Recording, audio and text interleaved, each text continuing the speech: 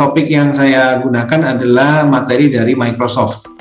Nah, sekarang kita akan masuk ke introduction dulu. Saya akan paparkan tentang overall roadmap-nya dulu ya. Kita akan melihat apa sih yang mau kita pelajari. IoT ini sebenarnya sangat luas, dan untuk bisa mempelajari IoT dari A sampai Z itu butuh waktu yang cukup lama, dan kalian tidak hanya belajar tentang programming, tidak belajar tentang internet, tapi kalian juga akan pelajari tentang karakteristik dan sifat dari permasalahan tersebut. Contoh, pada saat kalian belajar tentang bagaimana menghitung kelembaban tanah, maka kalian secara langsung juga harus paham jenis-jenis tanah, karena setiap tanah itu punya daya serap air yang berbeda. Saat misalnya kalian belajar tentang bagaimana mengetahui kapan panen terjadi, kalian harus mengetahui masa hidup life cycle tanaman itu berapa lama. Jagung itu berapa lama untuk bisa ripe, untuk bisa matang.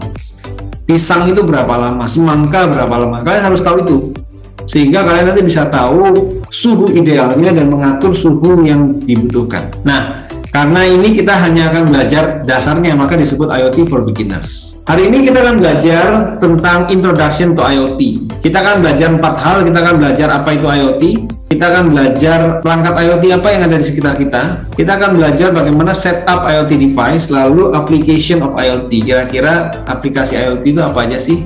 Saya akan perkenalkan ke kalian perangkat yang akan kita pakai. Jadi kita akan pakai Raspberry. Nah, ini kita akan pakai Raspberry ini. Kalau kalian lihat, Raspberry ini akan berbeda dengan Raspberry yang akan kalian dapatkan, karena Raspberry ini itu sudah ada topinya. Nah, topinya ini nanti tempat kita mengkonekkan sensor-sensor. Kalau yang Raspberry Pi yang biasa, yang belum ada topinya, itu kalian harus pasang di pin-pin. Itu akan lebih rumit. Oke, teman berikutnya kita akan belajar deep dive.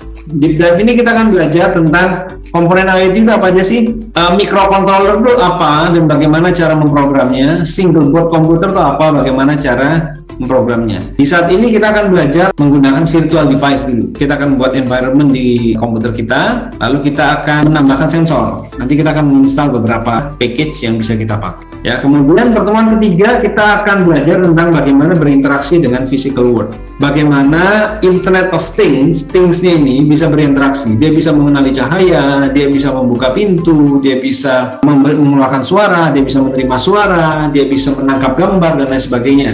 Dan kita akan belajar tentang apa yang disebut sensor, apa yang disebut aktuator. Dan di pertemuan ketiga ini kita akan langsung praktek membuat proyek kecil namanya night light, lampu malam. Nah, malam ini berarti lampu yang kalau di luar terang dia mati, kalau di luar gelap dia nyala. Ya, kita akan langsung bikin ini. Pertemuan keempat kita akan belajar mengkonekkan device kita ke internet, karena kita bicara tentang Internet of Things. Jadi ada I-nya itu internet. Sehingga semua yang kita lakukan, things-nya ini, perangkat ini harus bisa connect ke internet. Kalau nggak connect ke internet bukan IoT namanya. Ya. Jadi kita akan belajar apa di sini? Kita akan belajar satu protokol yang namanya MQTT, dan kita akan menghubungkan perangkat kita ke internet. Kita akan belajar apa saja sih yang kita kirim ke internet itu. Ya, pertemuan keempat ini kita akan belajar tentang bagaimana kita memprediksi tanaman itu tumbuh. Bagaimana kita mengatur temperaturnya supaya tanaman ini bisa tumbuh lebih cepat. Jadi di sini kita tidak cuma belajar tentang sensor, tapi kita juga harus belajar karakteristik dan sifat tanaman. Jagung itu berapa lama? Tomat itu berapa lama? Nah, kalau kita bisa tahu karakteristiknya, maka kita bisa bikin program. Bagaimana caranya jagung yang tadinya 3,5 bulan bisa dipanen dalam waktu 2,5 bulan misalnya.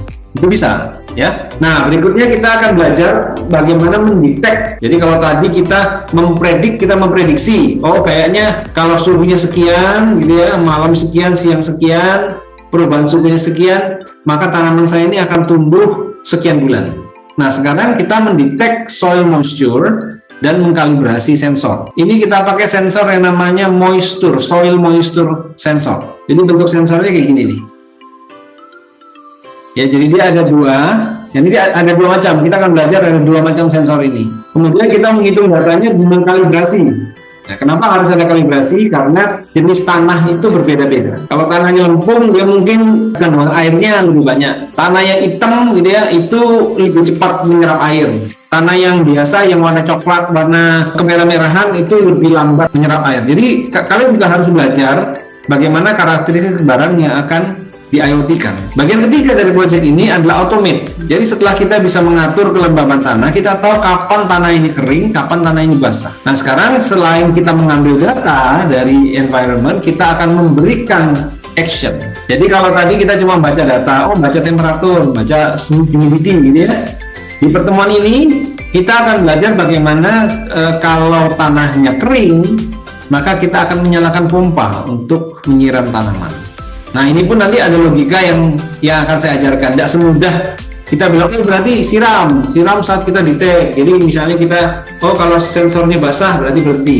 Tidak semudah itu. Karena kalau kalian tidak hati-hati, kalian bisa oversupply air. Dan kalau oversupply air, tanamannya juga bisa mati. Oke lanjut. Jadi automate. Jadi ini adalah proyek pertama. Proyek pertama itu mulai mulai predict, detect, automate. Nah setelah kita jadi satu proyek pertama, dalam proyek ini kita fungsi internetnya itu masih minim. Jadi kita think saja, kita masih belajar things-nya. Setelah itu kita baru combine, migrasi data plan itu ke cloud. Setelah itu kita pindah aplikasinya ke cloud. Oke? Nah, next-nya adalah keep your plan secure. Keep your plan secure ini maksudnya kita mengkoneksikan plan kita ini dengan kriptografi. Nah, kriptografi ini sendiri sebenarnya satu topik. Jadi saya hanya akan bahas sedikit saja kriptografi, tapi kita akan langsung praktek bagaimana mengenerate sertifikat yang bisa kita gunakan. Nah, hari ini kita akan belajar apa itu IoT. Oke, mari kita mulai. Apa itu IoT? IoT ini sebenarnya adalah istilah yang pertama dicetuskan oleh seorang yang namanya Kevin Ashton tahun berapa? 1999. Jadi ini tergolong baru sebenarnya. Apa sih ide dari Internet of Things itu? Internet of Things itu idenya adalah connecting the physical world to the internet. Ya, menghubungkan dunia kita ini ke internet menggunakan sensor. Nah, jadi Internet of Things itu kayak gini. Think of it as a large ecosystem where devices. Jadi coba pikirkan, dia ini sebuah ekosistem yang besar, di mana perangkat-perangkat itu akan mengumpulkan data menggunakan sensor, lalu berinteraksi menggunakan namanya aktuator. Jadi sensor itu adalah cara things ini, cara mesin ini mengumpulkan data. Aktuator itu adalah caranya dia melakukan aksi. Ya, contohnya kita punya beberapa indera gitu ya. Indera kita itu adalah sensor. Mata kita melihat, kulit kita meraba, kemudian telinga kita mendengar, lalu kita punya namanya aktuator. Aktuator itu sesuatu yang bergerak, tangan kita bergerak, jadi kita melihat ada buah yang bagus, kita petik. Kita mendengar suara yang bising, ya misalnya suara pintu, buka tutup, kaki kita pergi, tangan kita menutup pintu itu supaya tidak berbunyi lagi.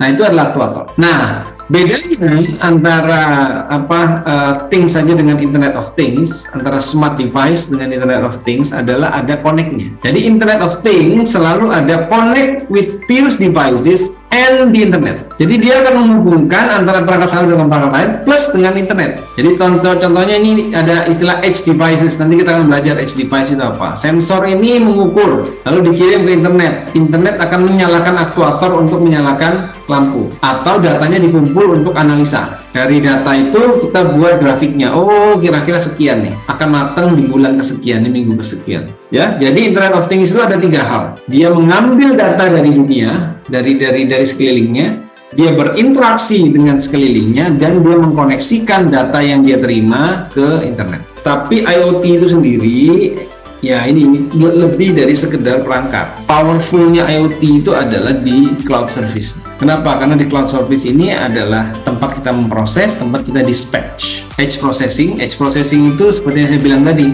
Edge processing itu dia bekerja secara individual. Dia tidak terkoneksi, tapi dia sebenarnya terkoneksi dengan namanya gateway-nya. Edge processing ini tidak perlu connectivity, tapi dia pertama kali perlu ngambil data. Tapi waktu dia bekerja, dia bisa kerja sendiri. Tapi begitu internetnya nyambung, dia akan ngirim data lagi. Contohnya apa? Contohnya menggunakan AI model train in the cloud. Kalau kalian sudah belajar tentang AI itu kan all about model. Jadi di cloud service inilah terjadi proses sensor data dan dispatch. Jadi pada saat dia menerima data, dia memerintahkan, oke, saatnya kita lakukan ini, kita naikin suhunya, kita matiin lampunya, dan lain sebagainya. Ya, inilah yang disebut dengan IoT. Jadi IoT itu tidak semudah sensor aktuator selesai, enggak. tapi ada prosesnya. Nah, IoT teknologi ini sendiri ini berkembang sangat cepat sekali. Jadi di IoT itu data is the key to IoT sukses. Semakin banyak data yang kita kumpulkan, maka IoT kita akan semakin pintar. Berapa banyak sih data IoT yang kita gunakan? Berapa banyak data yang kita buang? Bagaimana kita bisa membuatnya lebih baik lagi? Nah, let's talk about devices.